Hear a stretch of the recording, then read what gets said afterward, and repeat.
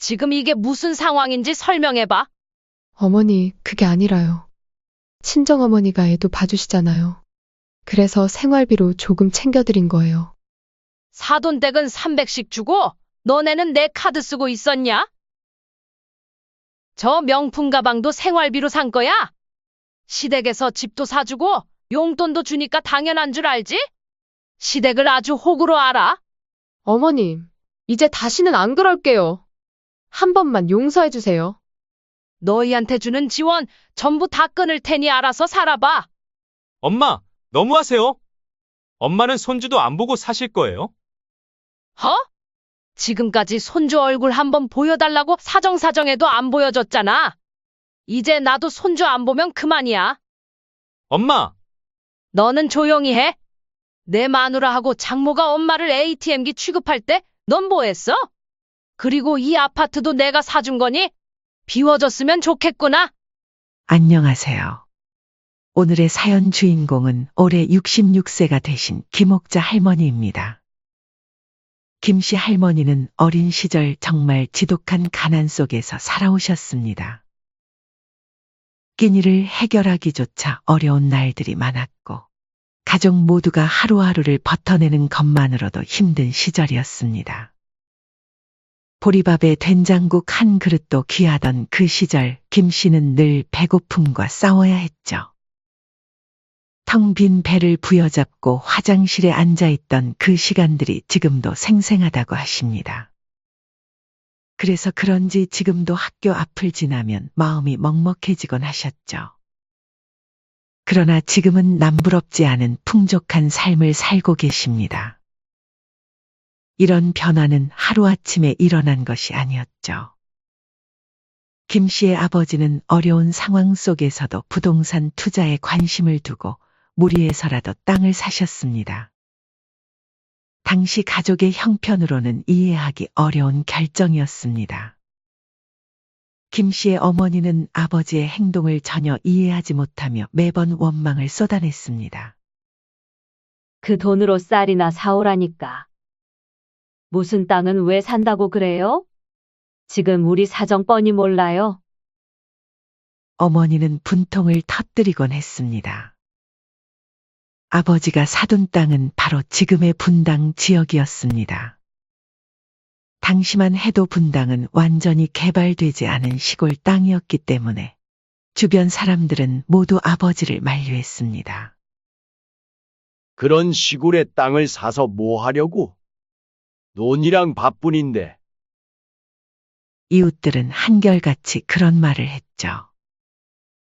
심지어 어떤 이웃집 아저씨는 아버지를 보고 정신이 어떻게 된 거 아니냐 며 비웃기도 했습니다.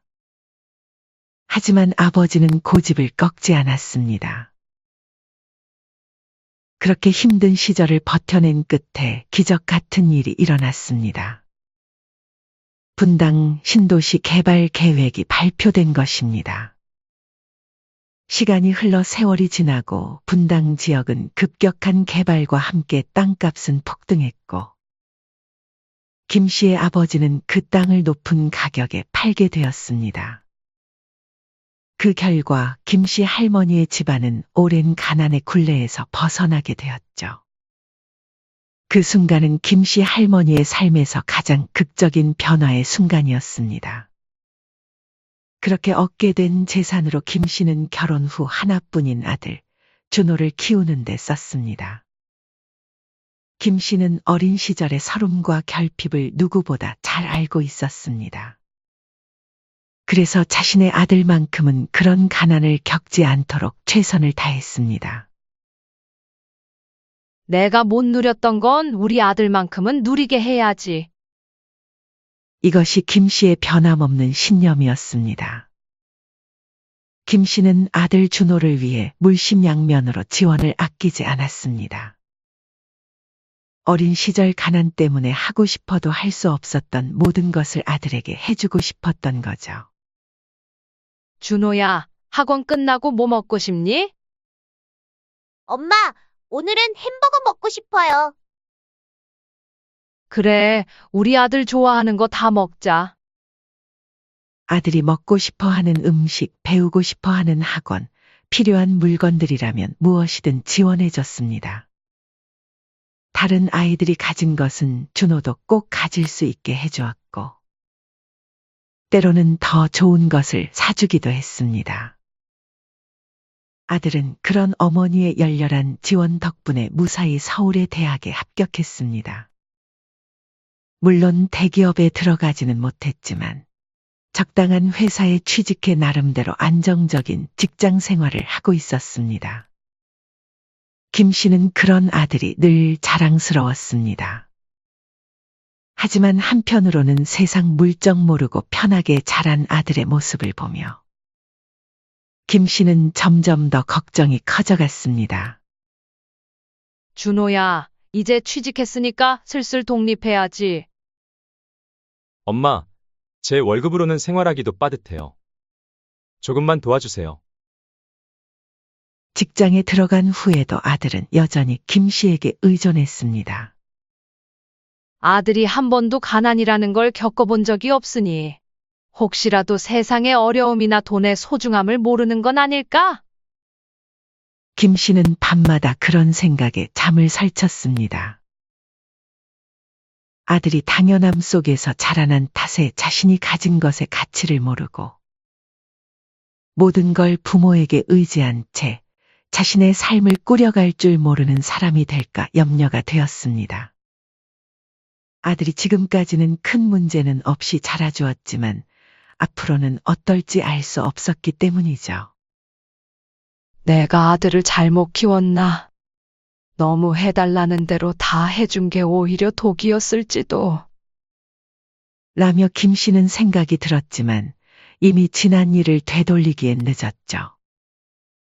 그러던 어느 날 아들이 갑자기 김 씨에게 약혼 소식을 전했습니다. 평소 여자친구 얘기 한 번 꺼내지 않던 아들이었기에 더욱 놀라웠죠. 엄마, 저 결혼하려고요. 그래서 말인데, 제 여자친구 한번 만나보시는 거 어떠세요? 아들은 어색한 듯 머리를 극적이며 말했습니다. 김 씨는 순간 놀라면서도 반가운 마음이 들었습니다. 어머, 정말? 갑자기 그런 이야기를 하니 깜짝 놀랐네. 그 친구가 어떤 사람인지 나도 궁금하구나. 엄마도 보시면 마음에 드실 거예요. 예쁘고, 며칠 후 아들이 여자친구를 집으로 데려왔습니다. 그녀의 이름은 현주였고 승무원으로 일하고 있었죠. 현주는 키가 크고 늘씬하며 첫인상부터 눈에 띄는 외모를 가진 예쁜 아가씨였습니다. 안녕하세요, 어머님. 저는 현주라고 합니다. 현주는 상냥한 미소를 지으며 정중하게 인사를 했습니다. 김 씨는 그녀를 보며 생각했습니다. 참 예쁘고 단정해 보이네. 아들이 왜 반했는지 알겠어. 하지만 김 씨는 현주와 대화를 나누면서 어딘가 모르게 쎄한 느낌이 들기 시작했습니다. 그녀의 옷차림과 태도에서 은근히 사치스러운 분위기가 느껴졌습니다. 명품 베개 비싼 주얼리까지 승무원 월급으로 감당하기 힘들어 보이는 것들이었죠. 식사가 끝난 후 자연스럽게 결혼에 대한 이야기가 나왔습니다. 현주는 갑자기 진지한 표정을 지으며 말했습니다. 사실 결혼하면 일을 그만두고 싶어요. 저는 결혼 후에는 전업주부로 살고 싶거든요. 김 씨는 그 말을 듣고 크게 문제 삼지 않았습니다. 그래, 며느리가 가정을 돌보는 것도 나쁜 선택은 아니지. 그녀는 그렇게 생각하며 이해했습니다. 하지만 현주의 다음 말에 김 씨는 당황할 수밖에 없었습니다. 그리고 한 가지 더 말씀드리고 싶은 게 있어요. 현주는 말을 이었습니다. 결혼 후에는 경제권을 전적으로 제가 가져야 해요. 남편이 용돈을 받아서 생활하고 껌 하나를 사더라도 제 허락을 받았으면 해요. 김 씨는 순간 당황하며 물었습니다. 그게 꼭 필요한 일이니? 서로 의논해가며 살면 되지 않을까? 현주는 당연하다는 듯 대답했습니다. 요즘은 다들 이렇게 산다고 해요. 재정을 안정적으로 관리하려면 아내가 경제권을 가져야 한다고 생각해요. 제 친구들도 다 그렇게 살고 있고요. 그리고 한 가지 더 말씀드려야 할 게 있는데, 저희 친정에서는 결혼 비용이나 신혼집 마련을 도와줄 형편이 안 돼요. 그래서 결혼 비용과 집은 시댁에서 다 지원해 주셨으면 해요.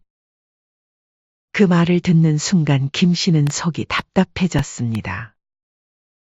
첫 만남부터 이렇게 당연하다는 듯 요구하는 현주의 태도가 도무지 이해되지 않았습니다. 그녀는 무언가 더 말하려다 참고 이후 아들을 따로 불렀습니다. 준호야, 김 씨는 조심스럽게 며느리 될 사람의 태도와 요구가 부담스럽다는 이야기를 했습니다. 네, 엄마. 현주 어때요? 제가 말했죠? 정말 예쁘고 좋은 사람이라고. 내가 보기엔 이 결혼 다시 한번 생각해보는 게 어떻겠니? 아들은 깜짝 놀라며 물었습니다. 왜요? 현주가 뭐가 어때서요? 엄마, 현주처럼 예쁜 애가 어디 있어요? 게다가 스튜어디스예요. 준호야, 결혼은 겉모습만 보고 하는 게 아니야.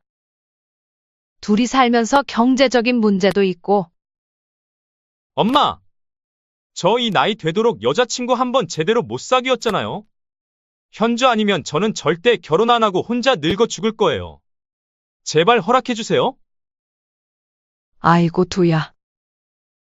하나뿐인 아들이 막무가내로 현주가 아니면 결혼 안 하겠다고 고집을 부리고 심지어는 식사까지 거부하자. 결국 김 씨는 아들의 결혼을 허락할 수밖에 없었습니다. 며느리의 요구대로 호화로운 결혼식을 준비했고 김 씨는 아들의 회사 근처에 신축 아파트까지 마련해 주었죠. 김 씨는 이 모든 것을 하면서도 마음속에 찜찜한 기분을 지울 수 없었습니다. 아들과 며느리가 이걸 정말 고맙게 생각하긴 할까? 그러나 김 씨의 걱정은 얼마 지나지 않아 현실이 되었습니다. 아들과 며느리는 이 모든 지원을 고마워하기는커녕 마치 당연한 것처럼 여겼습니다. 김 씨가 신혼집을 방문했을 때도 며느리는 간단한 차 한 잔도 대접하지 않았습니다. 대화조차 짧고 형식적이었죠. 어머님, 오늘은 제가 좀 피곤해서요. 다음에 다시 오세요. 결혼 후 며느리는 완전히 다른 사람이 되었습니다. 명절이든 생일이든 시댁에 연락 한 통 없었고 방문도 하지 않았습니다. 김 씨가 먼저 연락을 하면 항상 귀찮다는 듯한 태도로 받았죠. 어머니, 지금 바빠요. 나중에 다시 전화할게요. 그런 며느리의 태도에 김 씨는 속상한 마음을 감출 수 없었습니다. 김 씨는 아들에게 조심스럽게 말을 꺼냈습니다. 준호야, 그래도 가족끼리 중요한 날에는 얼굴을 비추는 게 예의 아니겠니? 아니면 며느리가 먼저 시댁의 안부라도 묻는 게 맞지 않아? 그러나 아들의 대답은 김 씨를 더욱 속상하게 했습니다. 엄마, 제발요. 요즘 누가 며느리한테 시집살이를 시켜요? 엄마 진짜 꼰대 같아요. 그냥 며느리 좀 냅두세요. 그 말에 김 씨는 더 이상 아무 말도 하지 못했습니다. 아들과 며느리의 태도의 실망은 점점 깊어만 갔습니다.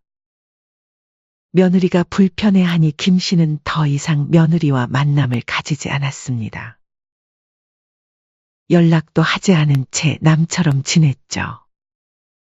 명절이나 집안 행사가 있어도 며느리를 부르지 않고 아들만 따로 불러 식사를 함께 했습니다.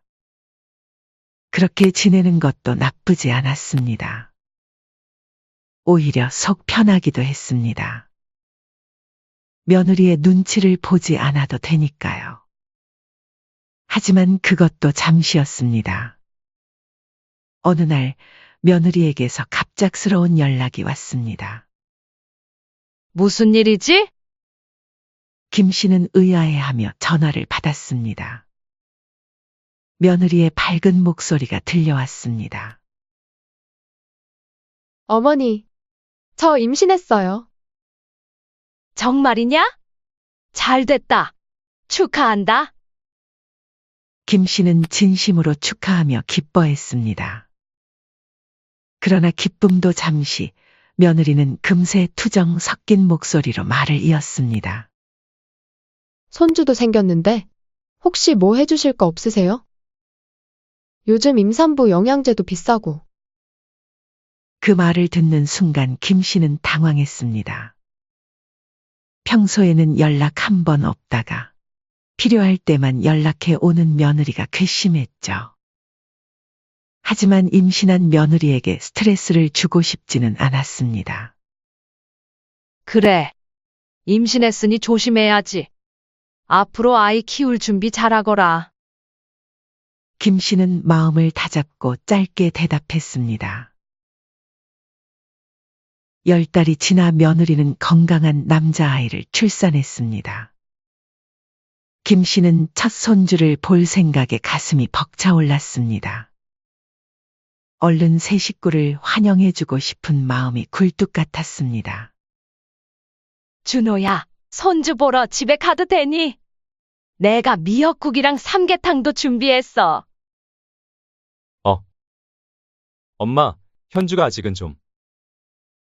아들은 말끝을 흐렸습니다. 며느리도 아기가 아직 어려서요. 저도 출산한 지 얼마 안 돼서 몸조리 중이고요. 다음에 오세요, 어머니. 라는 이유로 손주를 보여주지 않았습니다. 그래. 산후조리는 필요 없니? 도와줄까? 제 몸은 친정어머니가 돌봐주시니 안 오셔도 돼요. 대신 영양제나 용돈이면 충분해요, 어머님. 알았다. 그렇게 한 달이 지나고 2달이 지나고 계속 이런저런 핑계뿐이었습니다. 1년이 다 되어가도록 손주 얼굴을 한번 제대로 보지 못한 김 씨는 더는 참을 수 없었습니다. 김 씨는 단단히 마음을 먹었습니다. 현주야, 이번 주에 갈 테니 준비해라. 더는 핑계 듣고 싶지 않다. 김 씨는 직접 아들 집을 찾아갔습니다. 현관문을 열자 오랜만에 본 며느리는 여전히 불만스러운 표정이었습니다. 어머님, 갑자기 오시면 어떡해요? 아무리 아들집이라도 이건 아니죠? 며느리는 귀찮다는 듯 투덜거렸습니다. 손주 좀 보러 왔다. 아무리 그래도 1년이 넘게 안 보여주는 건 심하지 않니? 김 씨가 따지듯 물었습니다. 아, 지금 잠들었어요. 그래. 자는 우리 손주 얼굴이라도 보고 갈게. 김 씨는 단호하게 말했습니다. 며느리는 마지못해 안방으로 김 씨를 안내했습니다. 어머, 우리 강아지. 아들이랑 똑 닮았네. 김 씨는 자는 손주의 얼굴을 보며 눈시울이 붉어졌습니다. 그때였습니다. 며느리가 갑자기 말을 꺼냈습니다. 어머니. 사실 드릴 말씀이 있어서요. 며느리는 갑자기 목소리가 애교 있게 바뀌었습니다. 아직 신생아라 용품이랑 분유값이 만만치 않더라고요. 병원비도 비싸고요. 남편 월급으로는 턱없이 부족해서. 김 씨는 한숨을 쉬며 말했습니다. 또 얼마나 필요한데? 며느리의 눈이 반짝였습니다. 매달 100에서 200만 원 정도면 좋을 것 같아요. 뭐라고? 준호 월급이 얼마인데? 남편이 300만 원 조금 덜 받는데 그걸로는 애기 키우기가 너무 빠듯해요. 며느리는 당연하다는 듯이 말했습니다. 친정은 왜 안 도와주시고? 김 씨가 물었습니다. 며느리는 순간 당황한 기색을 보이더니 이내 대답했습니다. 아, 친정은 지금 형편이 안 좋아서요. 대신 친정엄마가 애를 봐주시기로 했어요. 매달은 아니고 몇 달만 부탁드려요. 어머님, 김 씨는 마음이 복잡했습니다. 막상 손주 얼굴을 보니 도와주고 싶었지만 며느리의 태도가 영 마음에 들지 않았죠. 잠시 고민하다가 지갑에서 카드를 꺼냈습니다. 현금은 못 주겠다. 이 카드로 정말 필요하고 급한 것만 사고 돌려주렴 알겠지? 사치품 같은 건 안 돼. 네요, 어머님. 정말 감사합니다. 며느리는 환하게 웃으며 카드를 받아들었습니다. 처음 몇 달은 별 문제가 없었습니다. 그리고 김 씨의 남편도 최근에 몸이 안 좋아지는 바람에 김 씨는 미처 카드에 대해 잠시 신경을 쓰지 못하셨죠. 그러다 몇 달 전부터 수상한 사용 내역을 발견했습니다. 이게 뭐지? 김 씨는 카드 명세서를 보며 깜짝 놀랐습니다.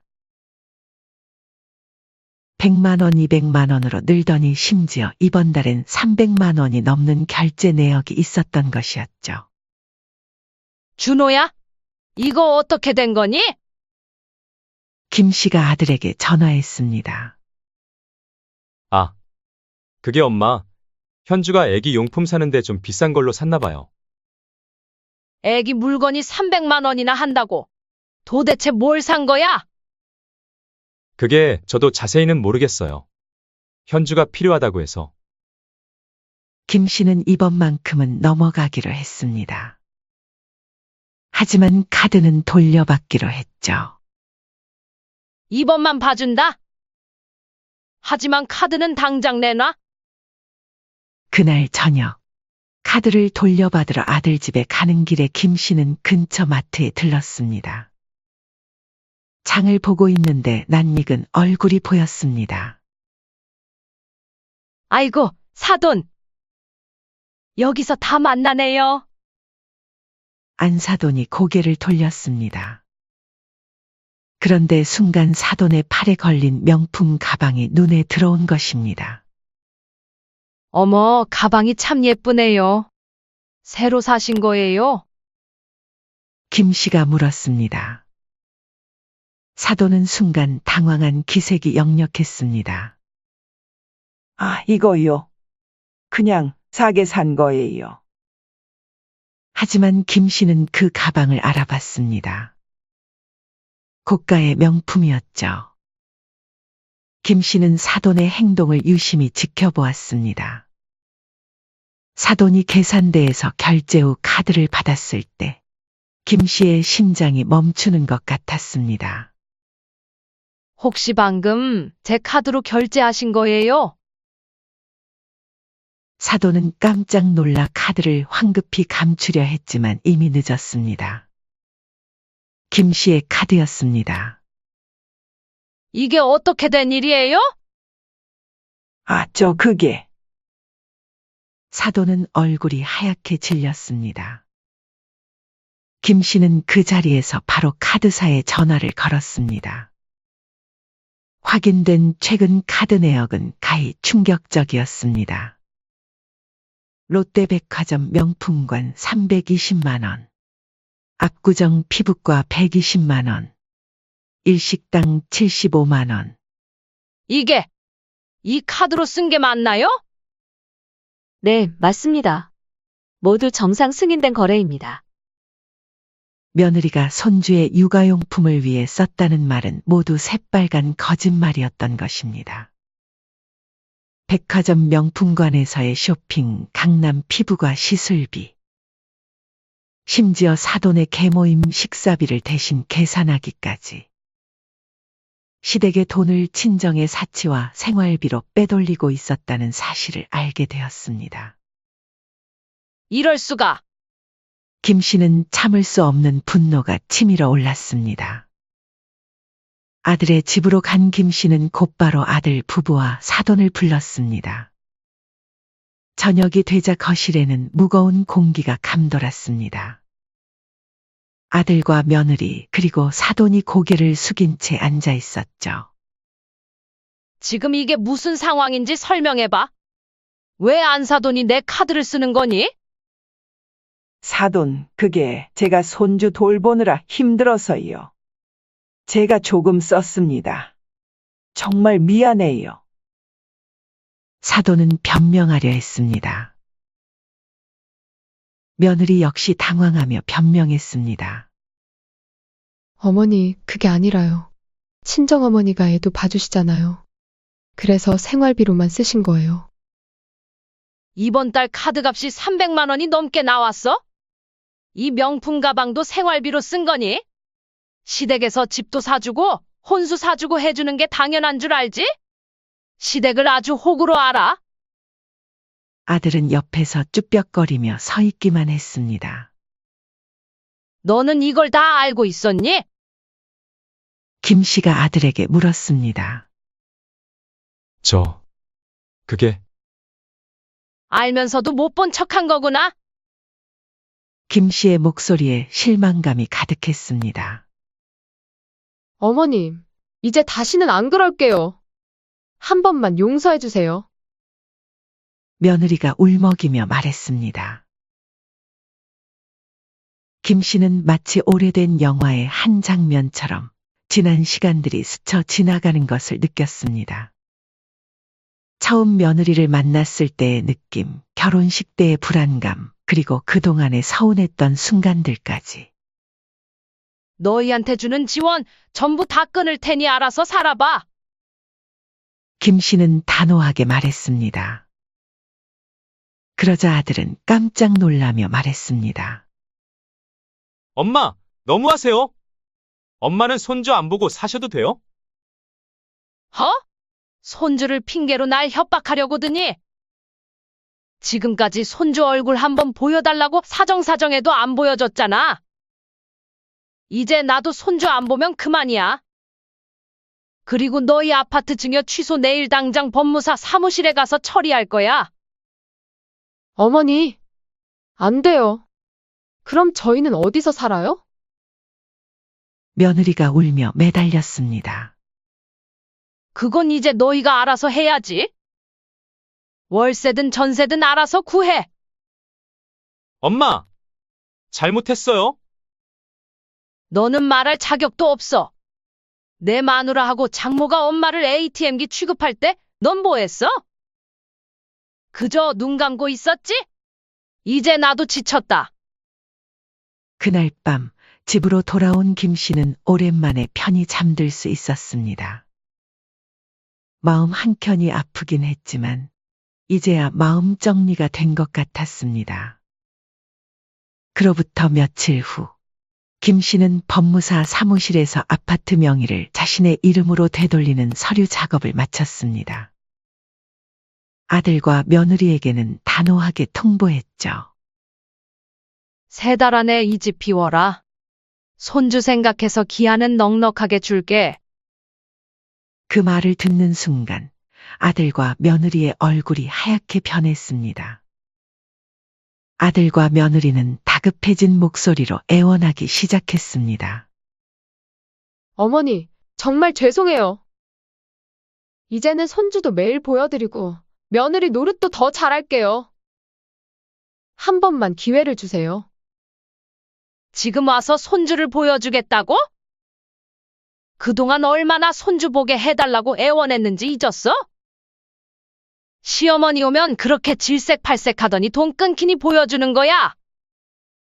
며느리는 눈물을 흘리며 김 씨의 발 앞에 무릎을 꿇었습니다. 어머니, 이제 그만해라. 나하고는 이제 연을 끊고 살자. 돈도 너희끼리 알아서 해결하고. 며느리는 더욱 절박한 목소리로 빌었습니다. 어머니, 제가 정말 잘못했어요. 앞으로는 절대 이런 일 없을 거예요. 제발 한 번만 용서해 주세요. 그러나 이미 마음을 굳힌 김 씨는 단호한 목소리로 말했습니다. 현주야, 내가 최소한 며느리로서 예의라도 지켰다면 이 지경까지는 안 왔을 거야. 아들도 마지막으로 애원했습니다. 엄마, 제발요. 저희가 정말 잘못했어요. 앞으로는 엄마 말씀대로 할게요. 준호야, 너도 이제 아버지잖니? 그런데 아직도 엄마한테 매달리면서 어떻게 가장 노릇을 하겠어? 이제는 내 힘으로 알아서 살아. 그렇게 김 씨는 아들과 며느리를 집에서 내쫓았습니다. 결국 그들은 짐을 꾸려 친정으로 향했습니다. 하지만 처가살이는 생각만큼 쉽지 않았죠. 처음에는 친정에서도 반갑게 맞아주는 듯했습니다. 하지만 며느리의 사치스러운 습관은 전혀 나아질 기미가 보이지 않았습니다. 아들이 조심스레 말을 꺼냈습니다. 현주야, 이번 달에도 카드값이 너무 많이 나왔잖아. 겨우 그거 갖고 뭘 그래? 옷 몇 벌 사고 화장품 좀 산 게 다야. 너 정신 차려. 우리가 지금 그럴 형편이야. 한편 안사돈의 사정도 예전 같지 않았습니다. 나이 60이 넘은 안사돈은 어린 손주를 독박 육아하느라 하루하루가 힘들었습니다. 아이고, 내가 이 나이에 아기를 보느라고. 허리가 다 나가겠네. 그나마 김 씨의 카드로 사치를 부리고 친구들과의 식사 모임을 즐기며 스트레스를 풀었지만 이마저도 할 수 없게 되었죠. 아침부터 저녁까지 손주를 돌봐야 했고 지갑 사정도 예전 같지 않았으니까요. 매일같이 모녀는 다투었습니다. 내가 너 때문에 이렇게 고생하는데 너는 하는 게 뭐니? 그 나이 먹고 엄마 집에 얹혀 살기나 하고. 엄마, 나도 죽겠다고요. 지금 일하고 와서 힘들어 죽겠는데 왜 바가지 긁으세요? 매일 살얼음판 속에서 아들은 그저 눈치밥만 먹으며 지냈습니다. 이제야 아들은 자신이 버는 돈으로는 도저히 감당할 수 없는 생활을 해왔다는 걸 깨달았지만 이미 늦어버렸죠. 아들은 처가살이를 하며 자신의 행동을 두고두고 후회했습니다. 며느리와 안사돈 역시 자신들의 행동을 후회했습니다. 안사돈은 딸과 사위와 합가해 손주 육아까지 해야 했고 일하기 싫어했던 며느리도 생활이 어려워지자 결국 매일 일을 나갈 수밖에 없었죠. 반면 김 씨는 이번 일을 통해 자신의 결정을 후회하지 않았습니다. 가끔 손주 생각이 날 때면 마음이 아프기도 했지만 독하게 마음먹었습니다. 내가 한 선택이 맞았어. 처음부터 자식과 며느리한테 너무 퍼주기만 한 게 문제였지. 이번 일을 계기로 아들과 며느리가 정신 차리고 제대로 살았으면 좋겠네. 며느리가 최소한의 며느리로서의 예우만 있었다면 이런 일은 일어나지 않았을 것입니다. 그리고 아들도 김씨 할머니의 지원을 당연시 여기고 어머니의 생각을 하지 않은 것이 큰 잘못이었죠. 김씨는 아들과 며느리가 언제가 변할 것이라 믿고 지원해 주었으나 아들과 며느리는 자신의 욕심에 눈이 멀어 김씨 할머니의 정성을 무시하고 기만했습니다. 선을 넘은 행동에 결국 더 이상 도와줄 필요성을 못 느끼신 거죠. 김 씨는 많이 바라지 않았습니다. 명절에 얼굴 한 번 보고 가끔 안부 인사 한 번 정도면 만족하셨죠. 이것만 했더라도 아들과 며느리는 풍족하고 편한 삶을 살았을 텐데. 다 본인들이 자초한 일이죠. 앞으로 더 힘들어질 것이며 아들과 며느리는 더욱 후회할 것 같습니다. 이제 김 씨는 더 이상 예전처럼 그들에게 지원을 해줄 생각이 없었습니다. 예전처럼 무조건적으로 지원하는 일은 절대 없을 거야. 절대 홀가분한 마음으로 자신의 집으로 돌아온 김 씨는 환하게 웃으며 새로운 삶을 시작했습니다. 사연은 여기까지였습니다. 구독, 댓글, 좋아요는 영상 제작에 큰 힘이 됩니다. 어머님, 왜 이렇게 일찍 오셨어요? 아이고, 사돈 오셨어요. 윤 씨는 상황을 파악했습니다. 자신이 집을 비운 사이 며느리는 친정어머니를 초대했고 자신에게는 아무 말도 하지 않았던 모양입니다. 그래, 내가 일찍 온 모양이구나. 어머님, 배고프시면 직접 챙겨 드세요. 저희는 이제 먹으려던 참이에요. 나도 밥 안 먹고 왔는데 같이 먹을까? 죄송한데 지금 어머님 드실 자리가 없어요. 밥이랑 수저만 하나 더 놓으면 되는 상황인데 내가 먹을 자리가 없다는 게 말이 되니? 어머님은 저희 식사 끝나고 이따가 드시면 되잖아요. 왜 그렇게 고집을 부리세요? 뭐라고? 고집? 어머님은 저희랑 같이 사시잖아요. 친정엄마는 가끔 오는 손님이고요. 은정아, 너희가 부탁해서 같이 살기 시작했는데 돌아오는 게 이런 대접이니? 식탁에 내 자리 하나 없을 줄은 정말 몰랐다. 겨우 그런 걸로 서운해하시다니 너무 속 좁으신 거 아니에요? 그래, 난 매일 아침부터 밤까지 손주 보고 집안일 해도 내겐 당연한 거고 친정엄마는 하루 와도 상다리 부러지게 대접받는 귀한 손님이구나. 이제 잘 알겠다. 나는 너희 가족이 아니라 그저 편하게 부려먹기 좋은 사람이었다는 걸. 안녕하세요. 이 사연의 주인공은 66세 윤희정 씨입니다. 충남 천안의 작은 단독주택. 윤 씨는 뒷마당 텃밭을 가꾸며 조용히 혼자만의 시간을 즐기고 있었습니다. 한때는 중학교 가정과 교사로 많은 학생들에게 존경받던 그녀였지만 지금은 남편이 떠난 지 5년째 되는 평범한 어머니일 뿐이었습니다. 아이고, 허리야. 조그마한 손으로 야채를 다듬으며 한숨을 내쉬었습니다. 오늘도 아들에게서 연락은 없었습니다. 남편이 병으로 세상을 떠난 후 당연히 아들이 자주 찾아와 어머니를 살펴볼 줄 알았습니다. 하지만 현실은 달랐습니다. 수도권 외곽에서 중소회사에서 일하는 아들은 바쁘다는 핑계로 명절에나 형식적인 전화 한 통을 걸어올 뿐이었습니다. 이제 와서 뭘 바라겠어? 그녀는 아들 내외에게 바라는 것이 별로 없었습니다. 그저 가끔 안부 전화라도 해주면 좋겠다고 생각했지만 며느리는 시댁과 거리를 두는 스타일이었습니다. 전화기가 울렸습니다. 화면에 며느리라는 이름이 떴습니다. 어머니, 안녕하세요. 아, 그래. 은정아, 무슨 일이니? 실은 회사에 복직하려고 하는데요. 아시잖아요. 육아휴직도 끝났고 이제 수혁이도 좀 컸으니까요. 그렇구나. 그래, 복직하는 건 좋은 일이지. 근데요, 시터 구하기가 너무 어려워요. 요새 시급이 올라서 애 봐주시는 분들 구하기가 너무 어렵더라고요. 게다가 수혁이가 낯선 사람을 무서워해서. 어머님, 잠시만 도와주실 수 없을까요? 딱 1년만이라도요. 제가 회사에 적응하고 수혁이도 어린이집에 다닐 때까지만요. 윤 씨는 잠시 생각에 잠겼습니다.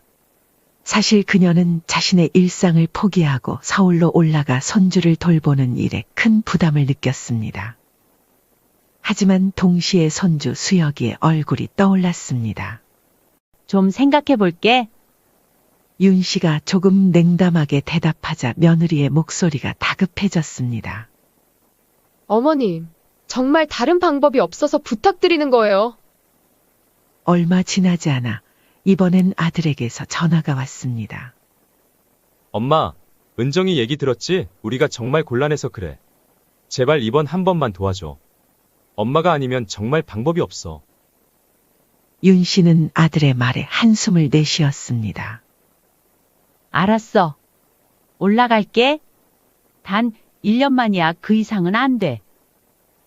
윤 씨는 자신의 결심이 옳은지 의문이 들었지만 그래도 손주 수혁이를 생각하니 마음이 흔들렸습니다. 게다가 솔직히 말하면 아들 가족과 함께하는 시간을 그리워했습니다. 천안에서 서울로 가는 기차 안에서 그녀는 창밖을 바라보며 생각했습니다. 괜찮을 거야. 어차피 잠깐일 뿐이니까. 아들의 집은 수도권 외곽의 아파트 단지였습니다. 현관문이 열리자 손주 수혁이가 달려와 안겼습니다. 할머니, 손주의 작은 팔이 자신의 목을 감싸는 느낌에 윤 씨는 가슴이 따뜻해졌습니다. 어머님, 오셨네요. 며느리가 공손하게 인사했습니다. 저희가 방은 미리 정리해놨어요. 어머님 지내시면서 최대한 불편하시지 않도록 노력할게요. 괜찮아. 너무 신경 쓰지 마렴. 첫 한 달은 예상보다 평화로웠습니다. 손주는 할머니를 너무나 좋아했고 윤 씨도 오랜만에 누군가를 돌보는 기쁨을 느꼈습니다. 어머님, 오늘 저녁은 제가 준비할게요. 어머님은 쉬세요. 며느리도 처음에는 존댓말을 써가며 공손하게 대했습니다. 하지만 시간이 흐르고 며느리는 결국 손주 돌보는 일을 뿐만 아니라 윤 씨에게 대부분의 집안일을 맡겼습니다. 아침에 출근하기 전 어머님, 수혁이 점심 부탁드려요라고 말하고 저녁에 돌아와서는 어머니, 수혁이 목욕 시켜주실 수 있으세요? 라고 물었습니다. 이렇게 처음에는 부탁으로 시작했지만 점점 윤 씨가 집안일을 하는 것이 당연시 되기 시작했습니다. 윤 씨는 며느리한테는 어려워서 말하지 못했고 한 번은 아들에게 말을 꺼냈습니다. 현준아, 너무 힘들어서 그러는데 너도 집안일은 좀 도와줘야 하지 않겠니?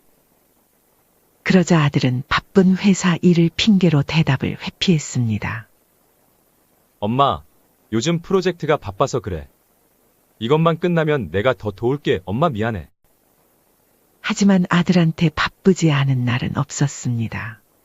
심지어 일이 없는 주말엔 아들은 회사 스트레스가 심하다며 늦잠까지 자곤 했죠. 윤 씨는 손주의 아침 준비부터 어린이집 데려다 주기, 장보기, 청소, 빨래, 저녁 준비까지 하루 일과가 끝나면 온몸이 쑤셨습니다. 윤 씨는 자신이 이 집의 가정부가 되어가는 느낌을 받았지만 손주를 위해 참기로 했습니다. 합가 생활이 석 달쯤 지나자 윤 씨는 서서히 이 가정에서 자신의 위치를 깨닫기 시작했습니다. 자신이 손주를 돌보고 집안일을 하는 것이 당연시되는 분위기. 그리고 점차 드러나는 며느리의 시댁과 친정에 대한 이중적인 태도를 보며 윤 씨는 점점 더 서운함을 느꼈습니다. 어느 날 윤 씨는 거실에서 책을 읽고 있다가 며느리가 무언가를 정성스럽게 포장하는 모습을 보게 되었습니다. 호기심에 다가가 보니 고급 건강보조식품과 상품권이 들어 있었습니다. 어머, 이게 다 누구 거니? 윤 씨가 물었습니다. 며느리는 살짝 놀란 듯 하다가 곧 미소를 지었습니다. 아, 이거요? 저희 어머니 생신 선물이에요. 다음 주가 엄마 생신이라서요. 그렇구나. 안 사두니 좋아하시겠네. 윤 씨는 담담하게 대답했지만 가슴 한켠이 묘하게 아려왔습니다. 문득 지난 5월 자신의 생일이 떠올랐습니다. 생일 축하는커녕 평소와 다름없는 하루였습니다. 그날 생각을 하자 다시 마음이 쓰라렸습니다. 친정에는 매년 이렇게 챙기는데 시댁은 왜 그냥 전화 한 통이면 끝이었을까? 윤 씨는 혼자 중얼거리며 쓴웃음을 지었습니다. 그렇게 윤 씨의 마음 한구석에는 서운함이 쌓여갔습니다. 추석이 다가오자 윤 씨는 며느리가 친정 부모님을 위한 선물을 더 준비하는 모습을 보았습니다. 이번에는 과일 바구니, 한우 세트까지 모두 친정 부모님을 위한 선물이었습니다. 며느리의 말이 이어졌습니다. 아, 이건 저희 부모님 댁에 택배로 보낼 거예요. 엄마가 건강이 안 좋으셔서 특별히 좋은 거 보내려고요. 윤 씨는 말없이 고개를 끄덕였습니다. 사실 윤 씨도 건강이 좋지 않았습니다. 허리도 아프고 관절염도 있었지만 자신의 아픔을 내색하고 싶지 않았습니다. 윤 씨는 자신의 방으로 돌아와 달력을 바라보았습니다. 그리고 문득 작년 추석이 떠올랐죠. 추석날 윤 씨는 아침부터 일어나 명절 음식을 준비했습니다. 아들과 며느리를 위해 특별히 송편도 빚고 잡채와 전도 정성껏 만들었습니다. 하지만 아들과 며느리는 시댁에 잠깐 들리고 선물 없이 명절 인사만 간단히 건넸던 기억이 났습니다. 윤 씨는 그제야 자신이 얼마나 소외되어 왔는지 깨달았습니다.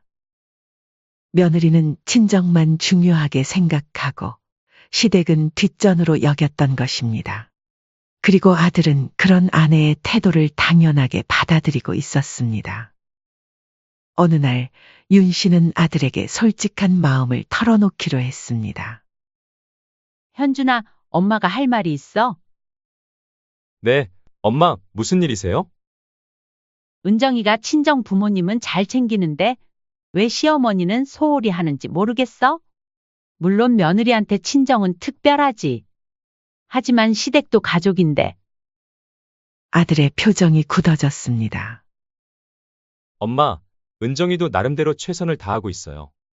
회사 일도 바쁘고 그리고 엄마는 지금 우리 집에 와 계시잖아요. 매일 얼굴 보는데 뭘 더 바라세요? 윤 씨는 아들의 반응에 말문이 막혔습니다. 아들은 아내의 입장만 생각할 뿐 어머니의 마음은 헤아리지 못했습니다. 그녀는 더 말하지 않고 방으로 돌아갔습니다. 그날 밤 윤 씨는 오랜만에 눈물을 흘렸습니다. 며칠 후 윤 씨의 생일이 다가왔습니다. 그녀는 작은 기대를 품었습니다. 그래도 이번 생일은 조금 다르지 않을까? 같이 살면서 손주도 봐주고 있는데. 그러나 생일날 아침 아들과 며느리는 평소처럼 바쁘게 출근했고 윤 씨는 혼자 손주를 돌봤습니다. 늦은 저녁이 되어서야 아들과 며느리가 귀가했고 며느리는 퇴근길에 배달 음식을 주문했다며 전화를 걸어왔습니다. 어머님, 저희 일이 늦게 끝나서 밖에서 따로 먹고 왔어요. 어머님 드실 식사는 제가 시켜놨으니까 그거 드시면 돼요.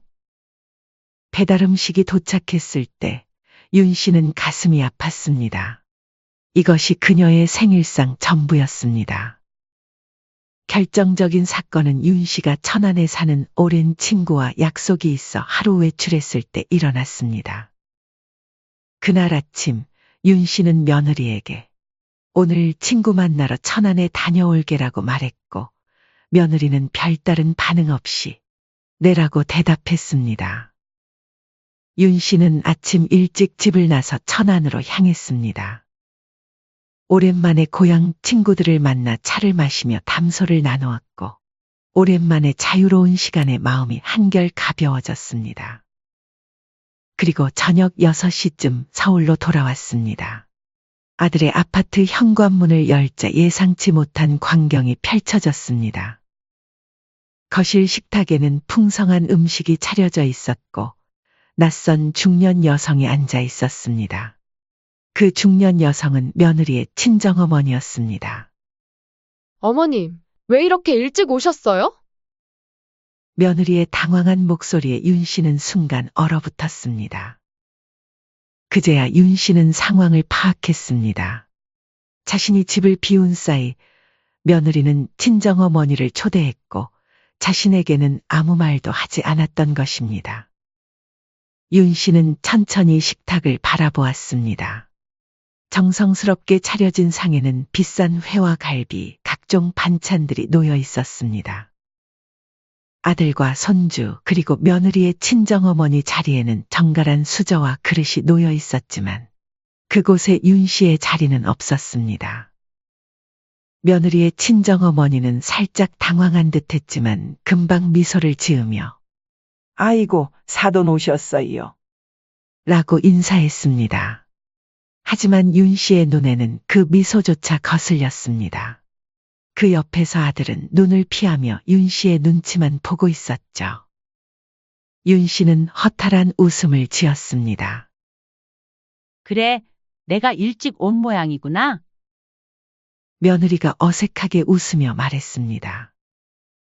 어머님, 배고프시면 직접 챙겨 드세요. 저희는 이제 먹으려던 참이에요. 나도 밥 안 먹고 왔는데. 같이 먹을까? 며느리는 곤란한 표정을 지으며 머뭇거렸습니다. 죄송한데 지금 어머님 드실 자리가 없어요. 밥이랑 수저만 하나 더 놓으면 되는 상황인데 내가 먹을 자리가 없다는 게 말이 되니? 윤 씨의 목소리가 떨렸고 며느리는 한숨을 쉬며 말했습니다. 어머님은 저희 식사 끝나고 이따가 드시면 되잖아요. 왜 그렇게 고집을 부리세요? 뭐라고? 고집? 며느리는 억울하다는 듯 맞받았습니다. 어머님은 저희랑 같이 사시잖아요. 친정엄마는 가끔 오는 손님이고요. 나는 손주 돌보고 집안일 다 해가면 너희 도우려 온 거다. 너희가 부탁해서 같이 살기 시작했는데 돌아오는 게 이런 대접이니? 식탁에 앉을 자리 하나 없을 줄은 정말 몰랐다. 겨우 그런 걸로 서운해하시다니 너무 속 좁으신 거 아니에요? 그 말을 들은 윤 씨는 그동안 참아왔던 감정이 폭발했습니다. 그래, 난 매일 아침부터 밤까지 손주 보고 집안일 해도 내겐 그냥 식모고 친정엄마는 하루 와도 상다리 부러지게 대접받는 귀한 손님이구나. 식사 자리에 내 자리는 없다는 말을 들으니 알겠더라. 나는 너희 가족이 아니라 그저 편하게 부려먹기 좋은 사람이었다는 걸. 이젠 됐다. 더는 못 참아. 가족 모두가 얼어붙었습니다.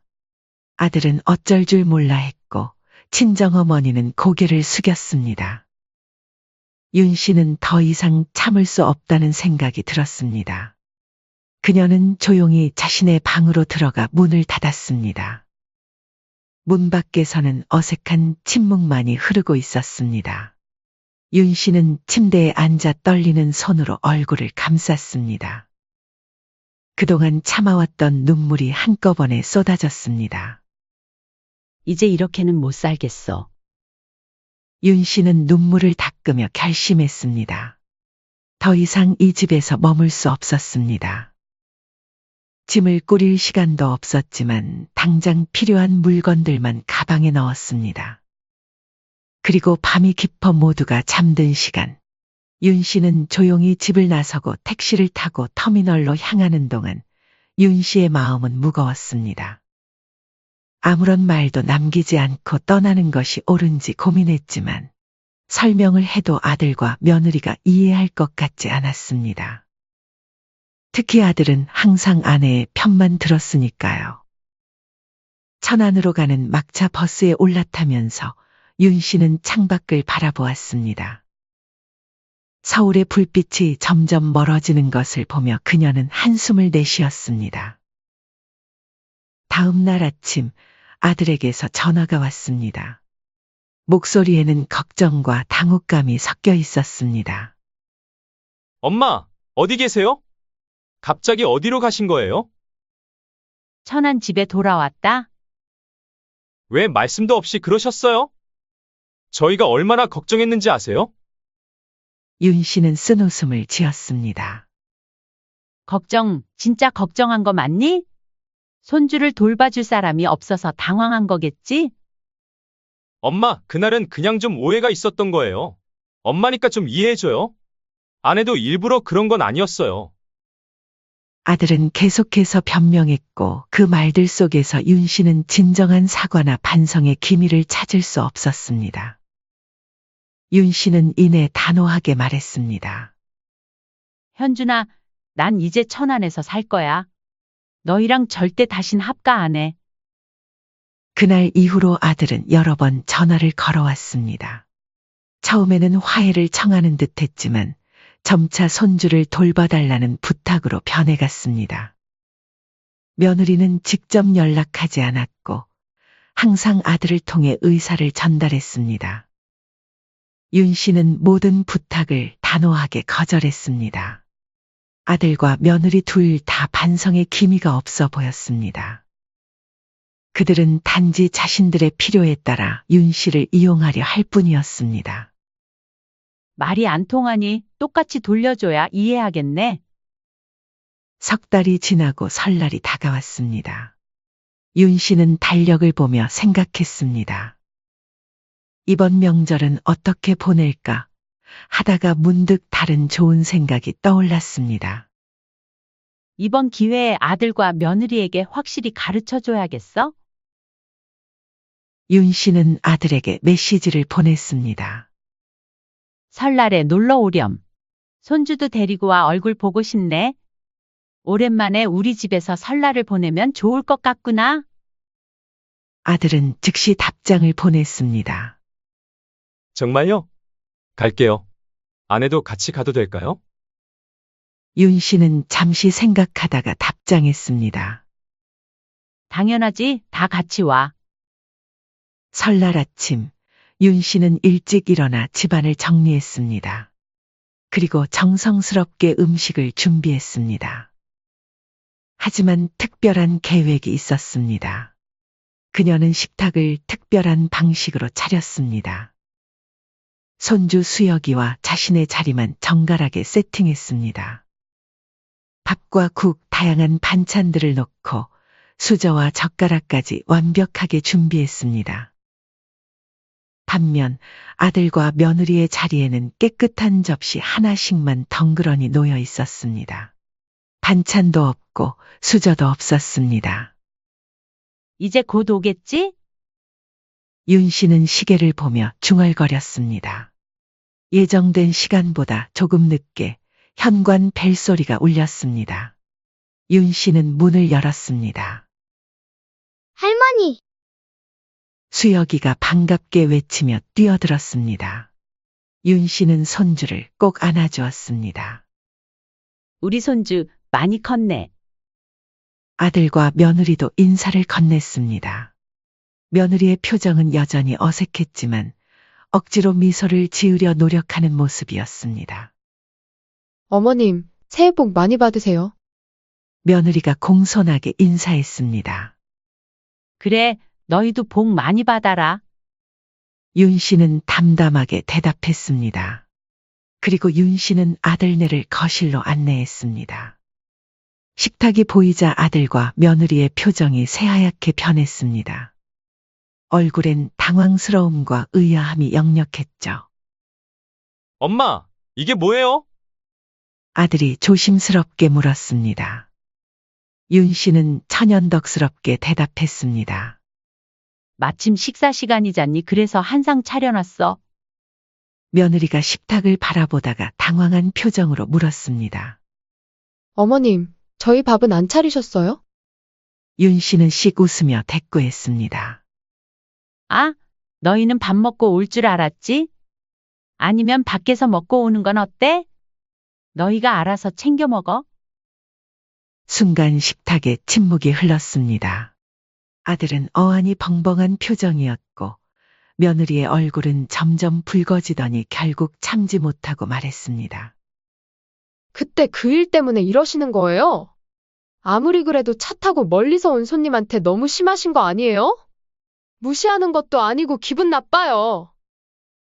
윤 씨는 천천히 말했습니다. 너희가 나한테 한 거랑 똑같이 한 건데 왜 그렇게 화를 내? 우리 며느리 속이 좀 좁은가 보구나? 이 말은 그날 식사 자리에서 며느리가 윤 씨에게 했던 말 그대로였습니다. 윤 씨의 말에 며느리는 순간 할 말을 잃고 고개를 숙였습니다. 아들은 난처한 표정으로 옆에 서 있을 뿐이었죠. 윤 씨는 손주의 밥을 떠주며 부드럽게 말했습니다. 수여가 할머니가 한 거야. 와서 먹자. 손주는 상황을 이해하지 못한 채 즐겁게 밥을 먹기 시작했습니다. 윤 씨도 함께 먹으며 아들과 며느리를 무시했습니다. 며느리는 점점 더 불편해 보였습니다. 마침내 그녀가 말했습니다. 어머님, 저희도 좀 주시면 안 될까요? 배고파요. 윤 씨는 천천히 수저를 내려놓고 진지한 표정으로 말했습니다. 오늘 너희 기분이 그날 내 기분이야. 그때 내가 얼마나 서러웠는지 알아? 가족끼리 배려하는 건 한쪽만 하는 게 아니라 서로 하는 거야. 나 혼자 희생한다고 가족 되는 거 아니더라. 아들은 머뭇거리다가 말했습니다. 엄마, 그날은 오해도 있었잖아. 너무 감정적으로 그러는 거 아니야? 아무리 그래도 엄마가 이래도 되냐고. 너는 늘 그렇게 며느리 편만 들더구나. 누가 봐도 그날 은정이가 잘못한 거잖아. 너희는 말로 해도 못 알아들으니 이렇게라도 해야 알겠구나 싶었어. 윤 씨는 자리에서 일어나 부엌으로 향했습니다. 그리고 잠시 후 2개의 그릇과 수저를 가져와 아들과 며느리 앞에 놓았습니다. 이제 알았으면 같이 먹자. 오늘 하루 내 마음을 조금이라도 이해했길 바란다. 하지만 며느리는 여전히 분이 풀리지 않았는지 씩씩거리며 말했습니다. 진짜 어이없어요. 이럴 거면 초대는 왜 하신 건데요? 아들은 난처한 표정으로 며느리를 진정시키려 했지만 상황은 이미 엉망이 되어버렸습니다. 며느리의 태도에 윤 씨 역시 더 이상 말하지 않고 자리에서 일어나 안방으로 들어가 버렸습니다. 그렇게 아들과 며느리는 결국 식사도 제대로 하지 못한 채 천안을 떠날 수밖에 없었습니다. 그날 이후 윤 씨와 아들 가족 사이에는 일종의 냉전이 시작되었습니다.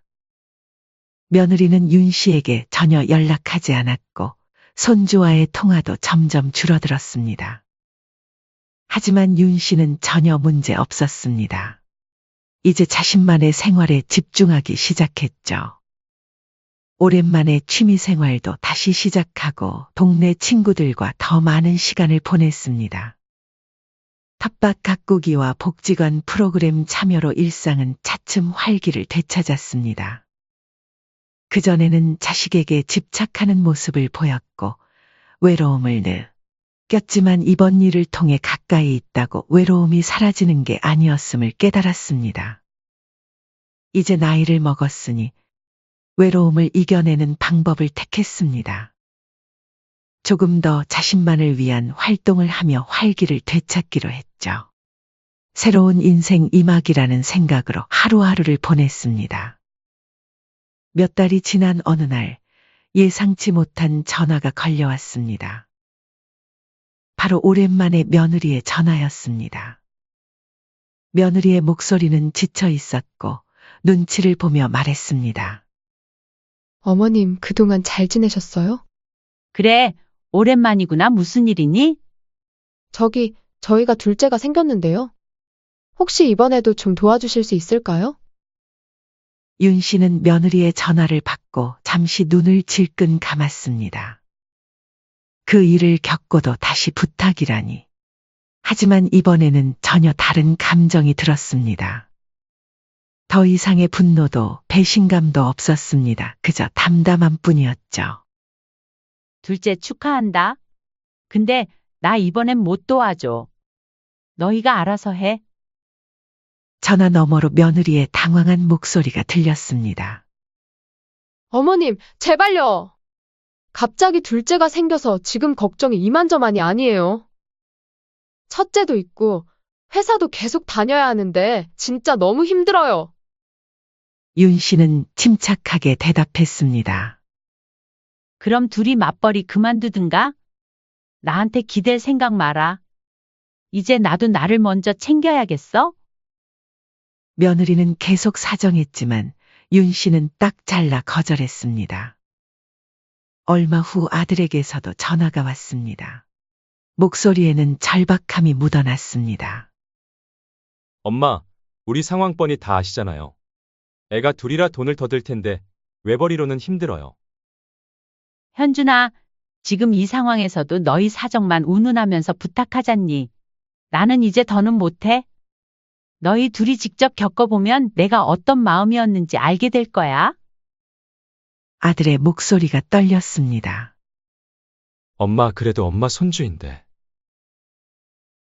손주는 내가 아니라 너희가 책임져야지. 이런 일로 더 이상 전화하지 말아줘. 전화를 끊고 윤 씨는 마음이 무겁기는커녕 오히려 가벼웠습니다. 무엇보다 자신을 위한 결정을 했다는 것이 가장 마음에 들었죠. 그 사이 서울에서는 아들 부부가 진짜 고생을 시작했습니다. 둘째를 낳은 뒤 며느리는 산후조리도 제대로 하지 못한 채 하루 종일 수역과 신생아를 번갈아 돌봤습니다. 밤에는 둘째가 울고 낮에는 첫째가 때를 쓰는 통에 정신을 차릴 틈이 없었습니다. 며느리의 몸은 점점 망가졌고 감정도 곤두섰습니다. 얼굴은 헬쑥해지고 다크서클은 짙어졌습니다. 아들 역시 야근이 잦고 육아 분담은커녕 늦은 밤 퇴근 후 힘들다는 말만 반복했습니다. 주말이 와도 휴식은 없었습니다. 집안일은 밀려 있고 냉장고는 비어 있었습니다. 젖병을 삼다 울음소리가 들리고 밥을 먹다 둘째가 토하고 설거지를 하다 첫째는 또 울기 시작했습니다. 어느 날 밤 며느리는 아기를 재우다 문득 깨달았습니다. 이 모든 일들을 윤 씨가 혼자서 해냈다는 것을. 게다가 자신은 윤 씨에게 고마움을 표현하기는커녕 당연하게 여겼었다는 것을 말이죠. 며느리는 남편에게 말했습니다. 이걸 어머님은 혼자 다 했다고? 둘은 문득 그동안 자신들이 윤 씨에게 한 행동들을 떠올렸습니다. 명절에 윤 씨의 집에서 있었던 일도 아들과 며느리는 이해하지 못하고 어머니에게 손님한테 너무 한 거 아니냐고 했지만 자신들이 했던 행동, 그 냉담했던 말투와 눈빛, 무시와 소외감을 그대로 돌려준 것이었습니다. 그제서야 두 사람은 윤 씨의 말과 행동 하나하나가 어떤 의미였는지 뼈저리게 느끼게 되었습니다. 그리고 단순한 분풀이가 아닌 어머니의 가르침이었다는 것도 뒤늦게 이해하게 되었죠. 우리가 정말 잘못했네. 어머니가 얼마나 서운하셨을지 알 것 같아. 아들이 깊은 한숨을 내쉬었습니다. 이제 와서 깨달아도 소용없을 거야. 며느리의 눈에서는 눈물이 흘렀습니다. 몇 개월이 더 지나고 가을이 깊어갈 무렵 아들 부부는 결심을 했습니다. 아이들을 데리고 천안 어머니 집을 찾아가기로 한 것입니다. 이번에는 진심으로 사과하기 위해서였습니다. 윤 씨의 집 앞에 도착했을 때 마당에는 가을꽃이 만발해 있었습니다. 윤 씨는 마당에서 꽃을 가꾸고 있다가 그들을 발견하고 놀란 듯 했습니다. 왔구나, 들어와라. 밥상에 앉자 아들이 조심스럽게 말을 꺼냈습니다. 엄마, 지난 일은 정말 우리가 잘못했어요. 이제 어머니의 깊은 뜻을 알겠어요. 너무 죄송해요. 며느리도 고개를 숙이며 말했습니다. 어머님, 저도 진짜 후회해요. 우리 가족 다시 같이 잘 살 수는 없을까요? 다시 한번 기회를 주세요. 윤 씨는 잠시 그들을 바라보다가 고개를 저었습니다. 그래, 너희 맘은 알겠어? 근데 이제 나도 더는 너희한테 기대 안 해. 같이 사는 건 말도 꺼내지 마. 아들의 표정이 실망으로 가득 찼습니다. 엄마, 너무 단호하세요. 그래, 단호해야지. 내가 그동안 얼마나 바보 같았는데? 정말 나에게 미안하다면 이젠 너희는 너희끼리 잘 살아봐. 그 이후로 아들 부부는 명절이면 어김없이 천안을 찾아왔습니다. 예전과는 다르게 항상 정성껏 선물을 준비해왔고 윤 씨를 대하는 태도도 공손하고 조심스러웠습니다. 오면 반갑고 가면 더 고마워. 그게 윤 씨의 철칙이 되었습니다. 윤 씨는 예전처럼 아들과 며느리에게 휘둘리지 않았고 손주를 위해 자신을 희생하면서까지 지원하지 않았습니다. 아들 부부도 이제는 무리한 부탁을 하지 않고 최소한의 예의를 갖춰 다가왔습니다. 이 관계 딱 이 정도면 충분했습니다. 봄이 되면 윤 씨의 마당은 꽃으로 가득 찼습니다. 그녀는 이제 복지관에서 요가를 배우고 동네 친구들과 합창단 활동도 시작했습니다. 매주 목요일에는 봉사활동도 나갔습니다. 저녁이면 마당에서 차를 마시며 하루를 정리했습니다. 휴대폰 속 손주 사진을 보며 웃기도 하고 살짝 눈시울이 붉어질 때도 있었습니다. 하지만 그럴 때마다 혼잣말로 다짐했습니다. 그래도 잘한 거야? 세월이 흐른 뒤 한 가지 분명해진 것이 있었습니다. 진정한 가족은 한 지붕 아래 사는 것이 아니라 서로를 존중하고 배려할 때 비로소 완성된다는 것. 윤 씨의 단호한 결단은 아들과 며느리에게 평생 잊지 못할 교훈이 되었습니다. 그것이 현명한 어머니가 줄 수 있는 가장 값진 선물이었습니다. 사연은 여기까지였습니다. 구독, 좋아요, 댓글은 영상 제작에 큰 힘이 됩니다. 인생의 쉼표를 시청해 주셔서 감사합니다.